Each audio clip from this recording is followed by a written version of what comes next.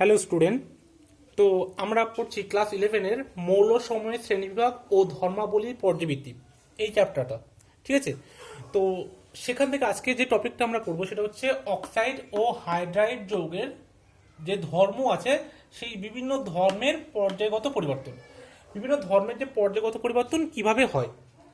দেখো, পর্যায় সারণীর কোনো একটা নির্দিষ্ট পর্যায়ে আমরা যদি বাম দিক থেকে ডান দিকে মানে লেফট টু রাইটে যাই, ঠিক আছে, কি বললাম, পর্যায়ের লেফট টু রাইট মানে বাম দিক থেকে ডান দিকে যদি আমরা যাই, তাহলে কি হবে, মৌলগুলোর যে অক্সাইডের তাদের ক্ষারীয় ধর্ম কিন্তু হ্রাস পাবে এবং আম্লিক ধর্ম ক্রমশ বৃদ্ধি হবে। এটা গেল মৌলের অক্সাইডের আম্লিক এবং ক্ষারীয় ধর্ম। ঠিক আছে, এবং যদি কোনো একটা গ্রুপের মৌলগুলোর ক্ষেত্রে ওপর থেকে নিচের দিকে নামি, তাহলে অক্সাইডের ক্ষারীয় ধর্ম কিন্তু ক্রমান্বয়ে বৃদ্ধি পাবে। ঠিক আছে, তাহলে আমি কি বললাম, যে পর্যায় সারণীর কোনো একটা নির্দিষ্ট পর্যায়ের লেফট টু রাইট মানে বাম দিক থেকে যদি ডান দিকে যাই, তাহলে মৌলের অক্সাইডের ক্ষারীয় ধর্ম হ্রাস পায়। লেফট টু রাইট মানে বাম দিক থেকে যদি আমরা ডান দিকে যাই, আচ্ছা এটা কোথায় না, পর্যায় বরাবর। ঠিক আছে, কোনো একটা পর্যায়ের বাম দিক থেকে আমরা যদি ডান দিকে যাই, তাহলে কি হবে না, ওই মৌলগুলোর যে অক্সাইড থাকবে তাদের ক্ষারীয় ধর্ম কিন্তু হ্রাস পাবে। ক্ষারীয় ধর্ম হ্রাস পায়। ক্ষারীয় ধর্ম হ্রাস পায় মানে তার অপোজিট অ্যাসিডিক ধর্ম বা আম্লিক ধর্ম কি হবে, বৃদ্ধি পাবে।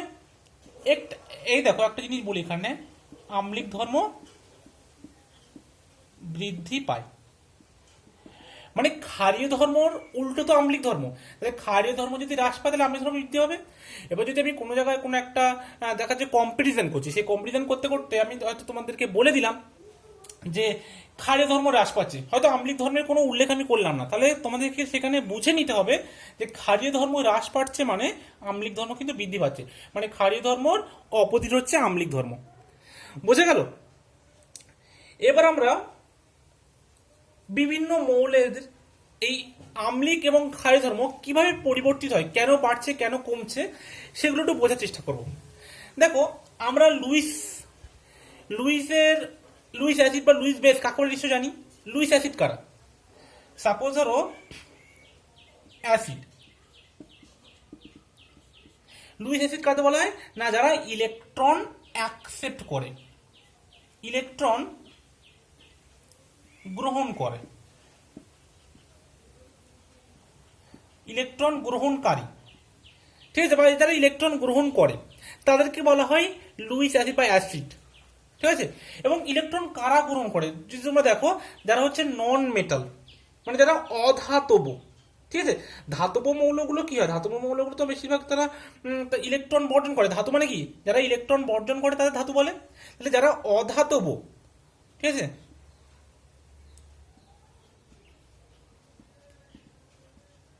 যারা অধাতু বা নন মেটাল, তারা ইলেকট্রন গ্রহণ করে এবং তাদেরকে আমরা বলি অ্যাসিড। আর বেস কারা? ঠিক আছে, বেস হচ্ছে বা ক্ষার, এটা হচ্ছে অ্যাসিড, এটা হচ্ছে ক্ষার। বেস এটাকে আমরা বলি বাংলায় ক্ষার, এটাকে বলা হয় অ্যাসিড। তো ক্ষার কোনগুলো, যেগুলো ইলেকট্রন ডোনর, যারা ইলেকট্রন দান করে। এবার ইলেকট্রন দাতা, এবার দেখো ইলেকট্রন দান করে কারা, মানে ইলেকট্রন দাতা, ইলেকট্রন ডোনেট করে কারা, যারা ধাতু। এটা তো সবার নিশ্চয়ই জানা আছে যে ধাতু এবং অধাতু করা, ধাতুরা সবসময় ইলেকট্রন দান করে এবং অধাতু সবসময় ইলেকট্রন গ্রহণ করে। তো যারা ধাতু হয় তারাই নর্মালি কিন্তু ইলেকট্রন ডোনেট করে, এবং যারা ইলেকট্রন ডোনেট করে তাদেরকে বলা হয় বেস। এবারে একটা জিনিস দেখো, তাহলে আমরা যদি এই বাম দিক থেকে ডান দিকে যাই তাহলে কি হয়, অধাতু হয়ে, ধাতু থেকে অধাতু হয়, আর অধাতু হলে কি, তারা বলেছি বেস বা ক্ষার। সেই জন্য দেখো বাম দিক থেকে যখন ডান দিকে যাব তখন কিন্তু ক্ষারীয় ধর্ম বৃদ্ধি পাচ্ছে। তার মানে কি, ক্ষারীয় ধর্ম বৃদ্ধি পাচ্ছে মানে কি, যখন ডান দিকে যাচ্ছি তখন তারা হয়ে যাচ্ছে ইলেকট্রন দাতা, তারা মানে ইলেকট্রন গ্রহণ করতে চাইবে। ঠিক আছে, মানে সোডিয়াম, সাপোজ ধরো আমি একটা এক্সাম্পল দিচ্ছি, দেখো এখানটায় sodium, magnesium, aluminium, silicon, phosphorus, sulphur, এই যে ক্লোরিন, এই যেগুলো আছে, ঠিক আছে, এটা হচ্ছে তৃতীয় নম্বর পর্যায়ে, থার্ড পিরিয়ড। এটা কোন নম্বর? থার্ড পিরিয়ড, ঠিক আছে, থার্ড পিরিয়ডের কথা বলছি আমি। তো এই থার্ড পিরিয়ডের sodium, magnesium, aluminium, silicon, phosphorus, sulphur, chlorine, এই যেগুলো আছে, এদিক থেকে এদিকে কি হচ্ছে? অধাতু হচ্ছে। এবার আমি যদি সাপোজ সোডিয়ামের কথা বলি, সোডিয়ামের 11টা ইলেকট্রন থাকে এবং সেই একটা ইলেকট্রন কি করে? বর্জন করে তার নিকটতম নিষ্ক্রিয় গ্যাসের ইলেকট্রনিক কনফিগারেশন অ্যাচিভ করতে চায়, তাই তো, নিয়নের। এবার যদি তার মানে কি, এরা ইলেকট্রন ত্যাগ করে, আর ইলেকট্রন ত্যাগ করলে তারা কি হবে? যারা ইলেকট্রন দাতা তাদের কি বলা হয়? ধাতু। এবং তারা কি হয়? তাদের অক্সাইড সবসময় ক্ষার হয়, ঠিক আছে। তাহলে যে সোডিয়ামের যে অক্সাইড, সোডিয়াম অক্সাইড কি? Na2, তাহলে এটা কি হবে? এটা কিন্তু তীব্র ক্ষার হবে, ঠিক আছে, তীব্র ক্ষারীয়, বুঝে গেল। কিন্তু এই যে ক্লোরিনের কত? ক্লোরিনের 17, তাহলে এ কি করবে? একটি ইলেকট্রন কিন্তু এ গ্রহণ করতে যাবে, মানে কি, এরা ইলেকট্রন গ্রহণকারী, এরা অধাতু। আমরা যত পিরিয়ড বরাবর বাদিকটা ডান দিকে যাব, তত কি হবে? ধাতু থেকে অধাতু থেকে অগ্রসর হবো। তা ক্লোরিন হচ্ছে অধাতু, এবং কি হবে? ক্লোরিনের যে অক্সাইড, ক্লোরিন অক্সাইড হচ্ছে Cl2O7, ঠিক আছে। এই যে ক্লোরিনের অক্সাইড, এরা কি হবে?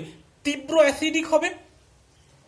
মানে এই যে এই পর্যায়ে বরাবর যদি দেখি, তাহলে এই Cl এর যে অক্সাইড, এটা হচ্ছে এই গ্রুপের মধ্যে সব থেকে বেশি অ্যাসিডিক, ঠিক আছে, তীব্র ক্ষারীয়, এটা তীব্র আম্লিক,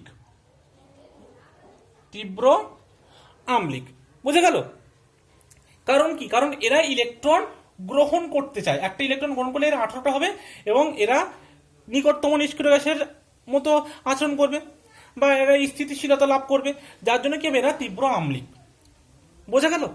এবার আমরা এটাই অ্যাকচুয়ালি বলতে পারি যে যে সমস্ত, মানে এতক্ষণ যেগুলো আমরা পড়লাম, সেখান থেকে আমরা কি শিখলাম দেখো। তাহলে আমি এগুলো একটু মুছে দিচ্ছি, দেখো, এটা সবাই একটু দেখে নাও, মুছে দিলাম। এবার আমরা কি শিখলাম এখান থেকে? এখান থেকে দেখো, আমরা দেখলাম 1 নম্বর পয়েন্ট যদি দেখি, আমরা যেটা শিখলাম এটা হচ্ছে ধাতু। যে সমস্ত ধাতুগুলো, মানে যেটা বাম দিকে আছে পিরিয়ডের, সেই ধাতুগুলো এবং তাদের যে অক্সাইড বা হাইড্রোক্সাইড, এখানে মূলত আমরা অক্সাইডের কথা আলোচনা করছি, তো অক্সাইড বলবো, যে ধাতু এবং ধাতুর অক্সাইড, ধাতু এবং ধাতুর অক্সাইড, বুঝে গেল। আচ্ছা, মুছে আবার লিখছি আমি এটা, ধাতু ও ধাতুর অক্সাইড, এরা কি হয়? এরা কিন্তু মানে সাধারণত ক্ষারীয় প্রকৃতির হয়। ধাতু এবং ধাতুর অক্সাইড ক্ষারীয় প্রকৃতির হয়, ঠিক আছে, ক্ষারীয় প্রকৃতির। তাহলে আমি যদি একটা দুটো এক্সাম্পল দিই, যেমন যেটা তোমাদেরকে বললাম এক্ষুনি, সোডিয়ামের অক্সাইড, ঠিক আছে, ম্যাগনেসিয়ামের অক্সাইড, এগুলো কি? এগুলো সব কিন্তু ক্ষারীয় প্রকৃতির হয়। যেহেতু আমাদের হাইড্রোক্সাইডটা এখানে নেই, আমাদের আছে অক্সাইড আর হাইড্রাইড। তো যদি আমি হাইড্রোক্সাইডটা বলি, যেমন সোডিয়াম হাইড্রোক্সাইড, ম্যাগনেসিয়াম হাইড্রোক্সাইড, ঠিক আছে, এরাও কিন্তু ক্ষারীয় প্রকৃতির। অক্সাইডগুলোও ক্ষারীয় প্রকৃতির, হাইড্রোক্সাইডগুলোও ক্ষারীয় প্রকৃতির, ধাতুগুলোও কিন্তু ক্ষারীয় প্রকৃতির হয়, ঠিক আছে। তো যেহেতু হাইড্রোক্সাইড নেই আমাদের এখানে সিলেবাসে, তো আমাদের এটা আলোচনা এখন দরকার নেই, ঠিক আছে, যখন আসবে তখন সেটা আমরা আবার বলে দেবো। এবার দেখো 2 নম্বরটি দেখলাম অধাতু। তাহলে যে সমস্ত অধাতু এবং এই যে অধাতুর অক্সাইড, তারা কি প্রকৃতির হবে? আম্লিক প্রকৃতির। অধাতু ও অধাতুর অক্সাইড,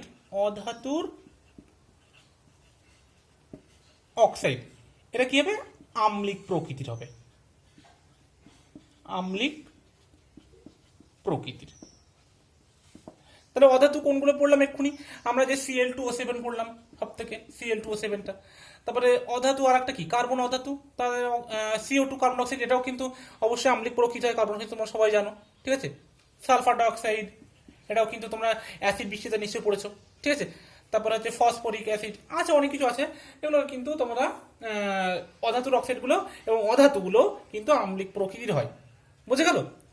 এবার আমরা আসবো যে এই যে আমরা পড়লাম অ্যাসিড বেস, এরা কিন্তু আয়োনাইজেশন এনার্জির উপরেও ডিপেন্ড করে অনেকটা, ঠিক আছে, আয়োনাইজেশন এনার্জির উপরে ডিপেন্ড করে। কিভাবে করে দেখো, তো এটা মুছে দিচ্ছি এবার আমরা। দেখো আয়নাইজেশন এনার্জি বা আয়নীভবন এনথালপির উপর কিভাবে ডিপেন্ড করে। অ্যাকচুয়ালি আমরা যে ইলেকট্রন ডোনার বা ইলেকট্রন অ্যাকসেপ্টর যেটা বললাম, সেটাই তো অ্যাকচুয়ালি ইলেকট্রন বার করতে বা ইলেকট্রন নিতে কত পরিমাণে এনার্জি লাগে, সেটাই আয়নীভবন এনথালপি, তাই তো। এবং আয়নীভবন এনথালপি বা আয়নাইজেশন এনার্জিটাকে কি দ্বারা প্রকাশ করা হয়? আইই, আয়নাইজেশন এনার্জি। কি বললাম? আয়নীভবন এনথালপি, আয়নীভবন এনথালপি এর উপরেও কিন্তু অনেকটা ডিপেন্ড করে। এটা কিভাবে ডিপেন্ড করে? দেখো, কারো যদি আয়নীভবন এনথালপির মান উচ্চ হয়, কাদের উচ্চ তোমরা ভাবো, একটু আগে যেটা বললাম, দেখো যারা নন মেটাল তারা কি করে, ইলেকট্রন ছাড়তে চায় না নিতে চায়? অবশ্যই নন মেটালরা ইলেকট্রন কিন্তু নিতে চায়, মানে যারা অধাতু। এবার সেখান থেকে যদি আমরা ইলেকট্রন বার করতে চাই, যেমন সাপোজ ধরো ক্লোরিন, ক্লোরিন আয়নীভবন বিভব কিন্তু অনেক উচ্চ। কারণ কি, ক্লোরিন একটা ইলেকট্রন নিতে চায়, নিয়ে সেটা তোমার নিষ্ক্রিয় গ্যাসের ইলেকট্রনিক কনফিগারেশন অ্যাচিভ করতে চায়। কিন্তু ক্লোরিন থেকে যদি আমরা একটা ইলেকট্রন বার করতে চাই, তাহলে কি হবে, সেখান থেকে ইলেকট্রন বার করতে গেলে বেশি বেশি পরিমাণে অনেক বেশি এনার্জি লাগবে। তার জন্য এদের আয়নীভবন এনথালপি মান অনেক উচ্চ। এবং কি হয়, এদের যে সমস্ত বা এরা অধাতু বা এদের যে সমস্ত অক্সাইডগুলো থাকে, তারা আম্লিক প্রকৃতির হয়। অধাতু বা অধাতুর যে সমস্ত অক্সাইড, এরা আম্লিক প্রকৃতির হয়। কিন্তু যদি আয়নীভবন যাদের নিম্ন, তাদের কি হবে? কাদের নিম্ন? যারা তোমার ধাতু আছে তারা নিম্ন। তাদের যদি নিম্ন হয়, তারা হচ্ছে করে ধাতু। যেমন এক্সাম্পল দিই সোডিয়াম, তাহলে তাদের যে সমস্ত অক্সাইড বা যে ধাতু, এরা কি হবে, তোমার ধাতুগুলো বেসিক হবে বা ক্ষারীয় প্রকৃতির হবে। বোঝা গেল? এটা একটু মনে রাখবে। তাহলে আমরা যদি দেখো, এই যে আমরা যত কিছু পড়বো, যে সমস্ত অক্সাইড বা হাইড্রাইড যাই বলো, আমরা কিন্তু জাস্ট তোমাদের সিলেবাসের সেকেন্ড পিরিয়ড আর থার্ড পিরিয়ড এই নিয়ে আলোচনা করবো, ঠিক আছে। তার নিচের পিরিয়ডগুলো তোমাদের সিলেবাসে নেই, জাস্ট সেকেন্ড এবং থার্ড। তো আমরা এখানে থার্ড পিরিয়ডের কথাটা বলি। সেকেন্ড পিরিয়ডের কথা তোমাদের বইতে দেওয়া আছে। তো থার্ড পিরিয়ডটা দেখো, থার্ড পিরিয়ডের কি কি আছে? থার্ড পিরিয়ডে আছে sodium, magnesium, aluminium, silicon, phosphorus, sulphur, chlorine. এবং এদের অক্সাইড কি হবে? অক্সাইড, জাস্ট অক্সিজেন জুড়বে, ঠিক আছে। এবং এদের ভ্যালেন্সি অনুযায়ী এটাকে P2O5 লিখতে পারতাম, বা P4O10 একই জিনিস, SO4Cl2O7, ঠিক আছে। তাহলে এদের মধ্যে এটা হচ্ছে সব থেকে তীব্র ক্ষারীয়। এদের ধাতু, কারণ এদের হচ্ছে আয়নীভবন বিভব নিম্ন এবং এটা ধাতু, তার জন্য এরা তীব্র ক্ষারীয়। দেখো, কিছু জিনিস আছে যাদেরকে অ্যাম্ফোটেরিক বা উভধর্মী অক্সাইড বলে। যেমন এখানে অ্যালুমিনিয়াম অক্সাইড, উভধর্মী অক্সাইড। উভধর্মী অক্সাইড কারা, দেখো একটু বলে দিই এখানে, এটা আবার ডিটেলস আমরা পরে আসবো। উভধর্মী অক্সাইড, উভধর্মী অক্সাইড যারা অ্যাসিড এবং বেস উভয়ের সাথে রিয়াকশন করে এবং জল ও লবণ উৎপন্ন করে, তাদেরকে উভধর্মী অক্সাইড বলা হয়, ঠিক আছে। এরা কি করে, অ্যাসিড বেস উভয়ের সাথে রিয়াকশন করে এবং জল আর লবণ উৎপন্ন করে, তাদেরকে বলা হয় উভধর্মী অক্সাইড, ঠিক আছে। তো এরা হচ্ছে উভধর্মী অক্সাইড, এরা অ্যাসিড বেস উভয়, মানে এদের সাথে দুটো প্রকৃতির হয়, এরা অ্যাসিডিক প্রকৃতিরও হয় আবার ক্ষারীয় প্রকৃতির হয়, ঠিক আছে। মানে এরা আম্লিক ক্যারেক্টারও আছে, আবার ক্ষারীয় ক্যারেক্টারও আছে, ঠিক আছে, উভয় প্রকৃতির। এদের বলা হয় অ্যাম্ফোটেরিক বা উভধর্মী অক্সাইড। বোঝা গেল? তাহলে এটা ক্ষারীয়, এটা ক্ষারীয়। এবার এগুলো কি হয়, এগুলো এখান থেকে এবারে অ্যাসিডিক বা আম্লিক প্রকৃতি হয়, কিন্তু এগুলো অনেকটা উইক, দুর্বল আম্লিক হয়, ঠিক আছে। হাফ থেকে তীব্র আম্লিক হচ্ছে এটা, এই পর্যায়ে থার্ড পিরিয়ডের এটা হচ্ছে তীব্র আম্লিক, এটা হচ্ছে দুর্বল আম্লিক। এভাবে আস্তে আস্তে আম্লিক ক্যারেক্টার বাড়বে এদিকে থেকে এদিকে। বোঝা গেল? এভাবে কিন্তু চলতে থাকে। তাহলে আমরা কি দেখলাম? আমরা দেখলাম যত বাদিক থেকে ডান দিকে যাব, লেফট টু রাইটে, তত কি হয়, সাইজ কমে। আর সাইজ যদি কমে, তাহলে আয়নাইজেশন এনথালপিটা কি হয়, বাড়ে। মানে সাইজ যত ছোট হবে, সেটা নিউক্লিয়াস তত বেশি করে টানবে তাদের দিকে। আর যত বেশি করে টানবে, তাদের ইলেকট্রন বার করতে গেলে বেশি এনার্জি লাগবে, মানে আয়নীভবন এনথালপির মান তাদের ক্ষেত্রে বেশি হয়। এটা তোমরা সবাই নিশ্চয়ই আয়নীভবন এনথালপির ক্ষেত্রে পড়েছো। এবং তাদের অ্যাসিডিক ক্যারেক্টার কিন্তু বাড়ে লেফট টু রাইটে। তাহলে কি দেখলাম, বাদিক থেকে ডান দিকে অ্যাসিডিক ক্যারেক্টার বাড়ছে, এটা তীব্র ক্ষারীয়, ওটা তীব্র আম্লিক। বোঝা গেল?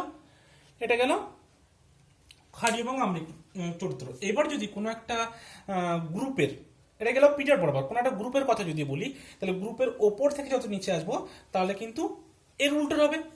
আমি সবসময় বলেছি এদিক থেকে এদিকে গেলে আম্লিক চরিত্র বাড়ছে, তাহলে আমরা যদি উপর থেকে নিচে যাই তাহলে কি হবে, ক্ষারীয় চরিত্র বাড়বে। মানে ধরো সোডিয়াম, তো সোডিয়াম, তারপরে হচ্ছে পটাশিয়ামের অক্সাইড, তারপরে ধরো রুবিডিয়ামের অক্সাইড, এই যে আছে, এবং লাস্টে সিজিয়ামের যে অক্সাইড। তাহলে এদিক থেকে যদি হবে আমরা নিচে যাব, তাহলে এদের কি হবে, এদের ক্ষারীয় চরিত্র বাড়বে। যেমন এদিক থেকে এদিকে গেলে আম্লিক চরিত্র বৃদ্ধি পাচ্ছে, তাহলে ওপর থেকে যত নিচে যাব তত ক্ষারীয় চরিত্র বাড়বে। মানে এটা হচ্ছে আবার এদের মধ্যে হাইলি বেসিক, ঠিক আছে, মানে তীব্র ক্ষারীয়। বুঝে গেল? যত সোডিয়াম, পটাশিয়াম, রুবিডিয়াম, সিজিয়াম আসবে ওপর থেকে নিচের দিকে গেলে ক্ষারীয় ধর্ম বাড়বে। ঠিক আছে, এইদিকে লিখে রাখো তাহলে, ক্ষারীয় ধর্ম বৃদ্ধি পায়। কোথা থেকে? ওপর থেকে যত আমরা নিচে আসবো তত। ঠিক আছে, ওপর থেকে নিচে আসলে আমাদের ক্ষারীয় ধর্ম বৃদ্ধি হবে। আর বাদিক থেকে ডান দিকে গেলে আম্লিকতা বৃদ্ধি পায়। আম্লিকতা বা আম্লিক ধর্ম, যাই বলবে, আম্লিকতা বৃদ্ধি পায়। ঠিক আছে, এটা একটু মনে রাখবে। এবার আমরা আসছি উভধর্মী অক্সাইড সম্পর্কে। ঠিক আছে, ওখানে যদিও আগে একটু বলেছি আলোচনা, এবার দেখো একটু ডিটেলসে বলি আমরা উভধর্মী অক্সাইডটা সম্পর্কে। উভধর্মী অক্সাইড, দেখো উভধর্মী অক্সাইড মানে যারা অ্যাসিড এবং বেস, মানে অম্ল এবং ক্ষার উভয়ের সাথেই বিক্রিয়া করবে এবং জল এবং লবণ উৎপন্ন করবে। ঠিক আছে, যারা অ্যাসিড ও ক্ষার উভয়ের সাথে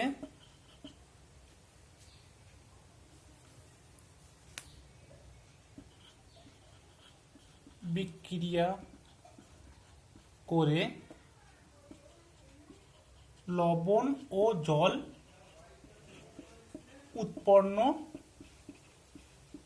করে তাদেরকে উভধর্মী অক্সাইড বলে। যেমন ধরো সাপোজ ধরো আমি অ্যালুমিনিয়াম অক্সাইডের কথাই বলি, বেরিয়ামেরটা হয়তো তোমরা পেয়ে যাবে বইতে। অ্যালুমিনিয়ামটা দেখো, অ্যালুমিনিয়ামের অক্সাইড কি, Al2O3 আমরা একটু আগে দেখলাম, এবং এটা আমরা জানি এটা হচ্ছে উভধর্মী অক্সাইড।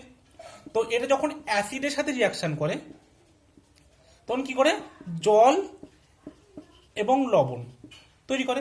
আবার যখন বেস, বেস কি, সোডিয়ামের হাইড্রোক্সাইড একটু দেখালাম, এটা বেস, এটা অ্যাসিড।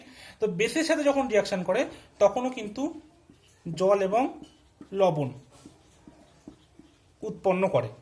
ঠিক আছে,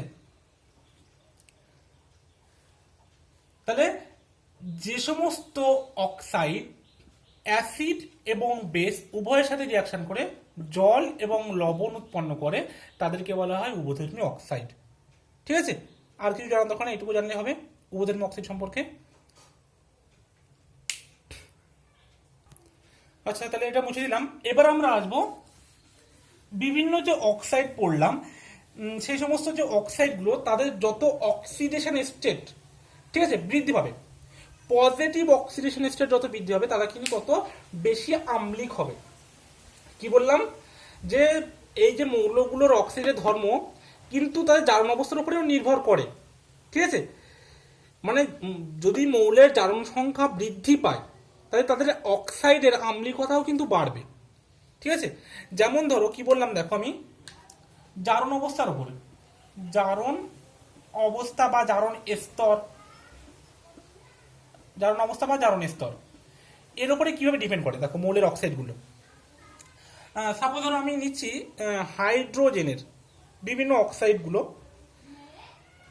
এবং যেগুলোকে অক্সি অ্যাসিডও বলা হয়, যেটা তোমাদের এটা নেই অক্সি অ্যাসিড যদিও, তবু আমি বলছি। দেখো সাপোজ ধরো